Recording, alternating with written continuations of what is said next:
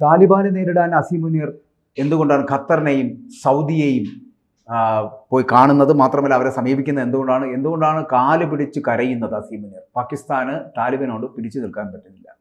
Strongest field marshal in the world എന്ന് വിശേഷിക്കപ്പെട്ട പാകിസ്ഥാൻ്റെ പട്ടാള മേധാവി ഫീൽഡ് മാർഷൽ സാം മനക്ഷയുടെ അതേ പദവിയാണ് കൊടുക്കുന്നത്, ടൈറ്റിൽ.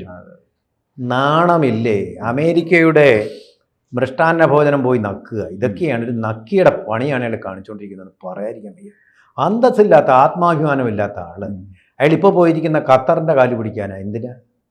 ഖത്തറിൻ്റെ കാല് പിടിക്കാൻ പോയിരിക്കുന്നത് ഇവന്മാരോട് ഞങ്ങളെ തല്ലുന്നു നിർത്താൻ പറയണമെന്ന് പ്രാർത്ഥിക്കാൻ വേണ്ടിയിട്ടാണ് പോയിരിക്കുന്നത്. ഇവർ തന്നെയാണ് കഴിഞ്ഞ ഒരു മാസം മുമ്പ് സൗദി അറേബ്യയിൽ പോയിട്ട് സൗദി അറേബ്യയുമായിട്ട് ഒരു സ്ട്രാറ്റജിക് എഗ്രിമെൻ്റ് ഒപ്പിട്ടത്. അത് പ്രകാരം പാകിസ്ഥാനെ ഏത് രാജ്യം ആക്രമിച്ചാലും അത് സൗദിയെ ആക്രമിച്ചതായിട്ട് കണക്കാക്കും.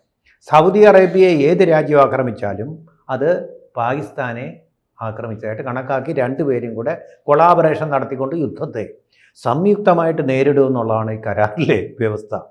എന്നിട്ടും പാകിസ്ഥാൻ രക്ഷപ്പെട്ടില്ലല്ലോ. താലിബാൻ എന്ന് പറയുന്ന ഒരു ശക്തിയുടെ, അഫ്ഗാനിസ്ഥാൻ എന്ന് പറയുന്ന ഒരു കൊച്ചു രാജ്യത്തിൻ്റെ ഭരണാധികാരികളായിട്ടുള്ള ഒന്നുമായിട്ടുള്ള യുദ്ധത്തിൽ തോറ്റു തുന്നം പാടിയ അവസ്ഥയിലാണ് പാകിസ്ഥാൻ. എന്നിട്ട് ഈ രാജ്യം ഇന്ത്യയെ ഞങ്ങൾ പാഠം പഠിപ്പിക്കും, ഞങ്ങൾ സിന്ധു നദിയിൽ വന്ന് ബോംബ് വയ്ക്കും എന്നൊക്കെ പറയുന്ന വലിയ വാചക കസർത്തുകൾ നടത്തിക്കൊണ്ടിരിക്കുന്നത്. കഷ്ടം, ബുദ്ധിശൂന്യം, എന്നല്ല എന്തു പറയാൻ. ഈ കഴിവുകെട്ട ഫീൽഡ് മാർഷൽ അസീം മുനീറിനെയാണ് ഇടയ്ക്കിടയ്ക്ക് വൈറ്റ് ഹൗസിലേക്ക് വിളിച്ചു വരുത്തി ഡൊണാൾഡ് ട്രംപ്, ലോകത്തിൻ്റെ പോലീസ് ചമയുന്ന ഡൊണാൾഡ് ട്രംപ് സൽക്കരിച്ചു കൊണ്ടിരിക്കുന്നത്. കാരണം എന്താണ്? നൊബേൽ സമ്മാനത്തിന് ഏറ്റവും യോഗ്യനായ വ്യക്തി ഡൊണാൾഡ് ട്രംപാണെന്ന് അവരിടയ്ക്കിടയ്ക്ക് പറഞ്ഞുകൊണ്ടിരിക്കും. ട്രംപും പറയും എനിക്കാണ് നൊബേൽ സമ്മാനത്തിന് യോഗ്യത. പക്ഷേ അതും ഫലിച്ചു, അവിടെയും തോറ്റുപോയി. നൊബേൽ സമ്മാനം കിട്ടിയത് ആൺപിള്ളേർക്കല്ല, പെൺപിള്ളേർക്ക്, അവർ സ്ത്രീക്ക്. വെനസ്വേലയിലെ ജനാധിപത്യം പുനഃസ്ഥാപിക്കാൻ വേണ്ടി സമരം നടത്തുന്ന സ്ത്രീക്ക് കൊടുത്തുകൊണ്ട് നൊബേൽ അക്കാദമി ട്രംപിനെ ഒരു പാഠം അങ്ങനെ പഠിപ്പിച്ചു. പാകിസ്ഥാൻ്റെ ശുപാർശ ഉണ്ടായിരുന്നിട്ടും രക്ഷപ്പെടാൻ പോയില്ല. അങ്ങനെ ഒരു വൻ തോൽവിയായിട്ട് മാറിയിരിക്കുകയാണ് ഡൊണാൾഡ് ട്രംപും അതുപോലെ തന്നെ അസീം മുനീറും. അപ്പോൾ ഇന്ത്യ ജയിച്ച യുദ്ധം വിജയമല്ല, തങ്ങളാണ് ജയിച്ചത്. ഞങ്ങൾ ഇന്ത്യയുടെ 5 യുദ്ധവിമാനങ്ങൾ തകർത്തു എന്നൊക്കെയാണല്ലോ വാചകം അടിച്ചത്. എന്തേ ഇതൊന്നും അഫ്ഗാനിസ്ഥാനോട് പ്രയോഗിക്കാൻ കഴിയുന്നില്ല? കാരണം നിങ്ങൾക്ക് അഫ്ഗാനിസ്ഥാൻ്റെ ഒരൊറ്റ വിമാനം പോലും തകർക്കാൻ കഴിയില്ല. കാരണം എന്താ? അവർക്ക് യുദ്ധവിമാനങ്ങളില്ല, കപ്പലുകളില്ല. ഈ താലിബാൻ ചിലപ്പോൾ താലിബാൻ ഒന്ന് വരണ്ടു പോകുന്ന അല്ലെങ്കിൽ പേടിച്ചു പോകുന്ന ഈ വ്യോമാക്രമണത്തിലാണ്. ഈ അസീം മുനീർ ആകെ ചെയ്യുന്നത് ഇത് മാത്രമാണ്. കാരണം കരയുദ്ധം ചെയ്യാൻ പറ്റത്തില്ല. കരയുദ്ധം ചെയ്താൽ താലിബാൻ തകർത്ത് തരിപ്പണമായി കളയും. കഴിഞ്ഞ ദിവസങ്ങളിലൊക്കെ എനിക്ക് തോന്നുന്നു കഴിഞ്ഞ ബുധനാഴ്ച അടക്കം ഏകദേശം 57ഓളം പേരെയാണ്, സൈനികരെയാണ് ഈ താലിബാൻ കയറി വെടിവെച്ച് കൊന്നുകളഞ്ഞത്. അപ്പോൾ പാകിസ്ഥാന് പിടിച്ചു നിൽക്കാൻ പറ്റില്ല, ഈ കര യുദ്ധത്തിൽ പിടിച്ചു നിൽക്കാൻ പറ്റത്തില്ല. അങ്ങനെ വരുമ്പോൾ അവർക്ക് ആകെ ചെയ്യാൻ പറ്റുന്ന, അവരുടെ കയ്യിൽ ഈ ആധുനികമായിട്ടുള്ള വ്യോമ സംവിധാനങ്ങളുണ്ടല്ലോ, അപ്പോൾ വ്യോമാക്രമണം നടത്തുക, അതിലല്പം പുറകിലോട്ടാണ് താലിബാൻ. അതുകൊണ്ട് താലിബാൻ ആ ഒരു ആക്രമണം വരുമ്പോൾ പിന്മാറിപ്പോകുമെന്നാണ് അസീം മുനീറിന്റെ ഒരു ചിന്ത. പക്ഷെ ആ സമയത്തിന് കഴിഞ്ഞ ദിവസം ഏകദേശം 15ഓളം പേരെ ഇത്തരത്തിൽ പാകിസ്ഥാൻ കൊല്ലാൻ കഴിഞ്ഞു. പക്ഷേ അതിന് കൃത്യമായ മറുപടി കഴിഞ്ഞ ദിവസം ഏകദേശം 40-45 പേരെ കര യുദ്ധം നടത്തി കൊല്ലാൻ താലിബാന് കഴിഞ്ഞു. താലിബാൻ പിന്നോട്ടില്ല എന്നതിനാണ് പ്രഖ്യാപിക്കുന്നത്. ഇതിൽ മനം നൊന്തുകൊണ്ടാണ് പേടിച്ചോടിയിരിക്കുന്നത്. വ്യോമാക്രമണം പോലും നടത്തിയാൽ പോലും താലിബാൻ പിന്നോട്ട് പോകുന്നില്ല എന്നുള്ള അവസ്ഥയിലേക്ക് എത്തപ്പെട്ടിരിക്കുന്നു. അപ്പോൾ ആ താലിബാനോട് പോലും പിടിച്ചു നിൽക്കാൻ ഈ അസീം മുനീറിന് കഴിയുന്നില്ല, അല്ലെങ്കിൽ പാകിസ്ഥാന് കഴിയുന്നില്ല എന്നുള്ളതാണ് പാകിസ്ഥാൻ ഇന്ത്യയെ കയറി ചൊറിയുന്നത് പലപ്പോഴും. ഇത് ഗറില്ല വാർഫെയർ എന്ന് പറയുന്ന യുദ്ധമുറയിൽ അദ്വിതീയരാണ് അഫ്ഗാനിസ്ഥാൻകാർ. ഈ താലിബാൻ പോരാളികൾ അവർ മരണത്തെ ഭയക്കുന്നില്ല, മതത്തിന് വേണ്ടിയാണ്, എങ്കിലും മരിക്കാൻ ഭയമില്ലാത്തവരാണ് അവർ. അമേരിക്കൻ പട തോറ്റ് ഫാൻറ്റം വിമാനത്തിൻ്റെ സഹായത്തോടു കൂടി നടത്തിയ ആക്രമണത്തിലും ഒരു കുന്തവും സംഭവിച്ചില്ല. അമേരിക്കയ്ക്ക് പിന്തിരിഞ്ഞ് ഓടേണ്ടി വന്നു, പട്ടാള ആയുധം ഉപേക്ഷിച്ചിട്ട്. പേടിച്ച് ആയുധങ്ങൾ അവിടെ ഇട്ടിട്ടാണ് പോയത്. ഇപ്പോൾ പറഞ്ഞു അവരുടെ നൂർഖാൻ അല്ല, മറ്റൊരു എയർപോർട്ട് ഞങ്ങൾക്ക് വിട്ടുതരണമെന്ന് പറഞ്ഞു. പോയി പണി നോക്കാൻ പറഞ്ഞു അഫ്ഗാനിസ്ഥാൻ. ഇന്ത്യ ഇതിനെ പിന്തുണച്ചു, ചൈനയും പിന്തുണച്ചു, റഷ്യയും പിന്തുണച്ചു. അമേരിക്ക അവിടെയും തോറ്റു തുന്നം പാടി. കാരണം എന്താണെന്ന് അറിയാം, ഇവരുടെ ഗറില്ല വാർഫെയർ എന്ന് പറയുന്നത് ഈ അവിടെ തുരങ്കങ്ങൾ ഉണ്ടാക്കി വെച്ചുകൊണ്ടും മലമടക്കുകളിലിരുന്നു കൊണ്ടുമാണ്. അവിടേക്ക് പെട്ടെന്ന് അവർക്ക് ഒളിച്ചു പോകാൻ കഴിയും. ഇപ്പോൾ ഈ പറയുന്നത് പോലെ, ഗോപൻ പറഞ്ഞ പോലെ, എയർഫോഴ്സ് വിമാനങ്ങൾ ഉപയോഗിച്ചുള്ള ആക്രമണത്തെ അവർ ഭയപ്പെടുന്നില്ല. കാരണം തക്ക സമയത്ത് അവർ ഒളിച്ച് മലയിലെ എലി പോലെ അവരുടെ സുരക്ഷാ താവളങ്ങളിലേക്ക് അവർ മാറും. അങ്ങനെയാണ് തെഹ്രീക്ക് താലിബാനെ ഒതുക്കാൻ വേണ്ടിയിട്ട് പാകിസ്ഥാൻ അയച്ച ബോംബുകൾ ചെന്ന് കുട്ടികളുടെ മേൽ പതിച്ച് 30 കുട്ടികൾ മരിച്ചത്. സംഭവം എന്താണെന്നറിയോ? അവിടെ ഈ കുട്ടികളുള്ള സ്ഥലത്ത് തന്നെ ഉണ്ടായിരുന്നു. പക്ഷേ ഈ വിമാനങ്ങൾ ചെന്ന സമയത്തിന് അവരെന്ത് ചെയ്തു? മലയിലുണ്ടാക്കി വെച്ചിട്ടുള്ള തുരങ്കങ്ങളിലേക്ക് ഒളിത്താവളങ്ങളിലേക്ക് ഒളിച്ചു മാറി. ബങ്കറുകളും ഉണ്ട്, അതിനകത്തേക്ക് ഒളിച്ചു മാറി. കുട്ടികൾക്ക് ഇതൊന്നും അറിയത്തില്ല ബങ്കറുകളുടെ കാര്യം. പാകിസ്ഥാൻ അവരുടെ കുട്ടികളെ തന്നെ കൊന്നു. ഒരു മിസ് അഡ്വഞ്ചറായിപ്പോയി അത്. ഇപ്പോൾ പക്ഷേ കാബൂളിലേക്ക് പാകിസ്ഥാൻ വിമാനം അയച്ചിട്ട് കുറേ പേരെ കൊന്നിട്ടുണ്ട് പട്ടാളക്കാർ. അതിനപ്പം തന്നെ പാടത്ത് പണിക്ക് വരമ്പത്ത് കൂലി എന്നുള്ള മട്ടിൽ ഏതാണ്ട് എണ്ണം പറഞ്ഞിട്ടില്ല അവർ, കുറേ പട്ടാളക്കാരെ അവർ കൊന്നു. ഈ പാകിസ്ഥാൻ പട്ടാളത്തെ അഫ്ഗാനിസ്ഥാൻ കൊല്ലുക എന്ന് പറഞ്ഞാൽ അത് വലിയൊരു അത്ഭുത സംഭവമാണ്.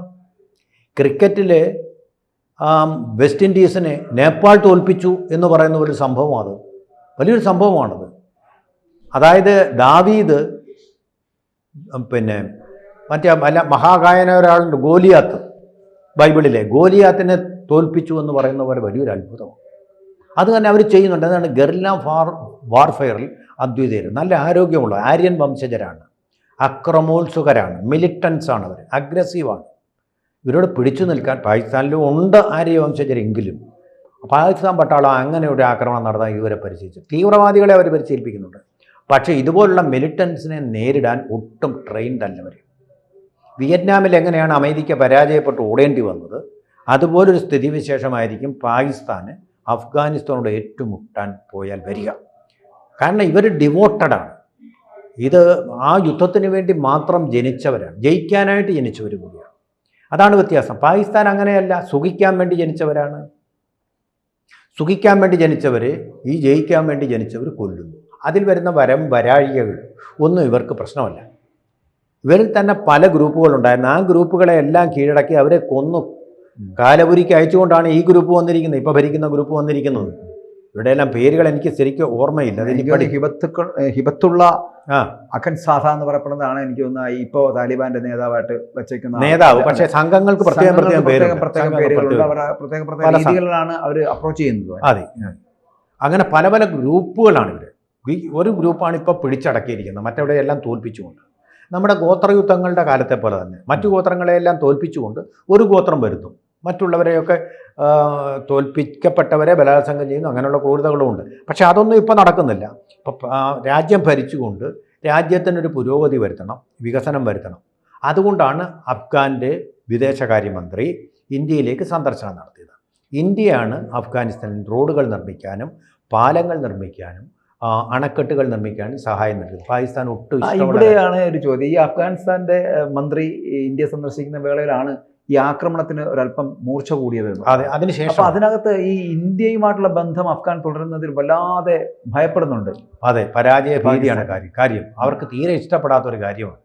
കാരണം ഈ രണ്ട് ശക്തികളും കൂടെ കൂടിക്കഴിഞ്ഞാൽ പാകിസ്ഥാൻ എന്ന് പറയുന്നത് സീറോ ആണ്. പാകിസ്ഥാൻ എന്ന് പറയുന്നത് സീറോ ആയിത്തീരും. അതാണ്.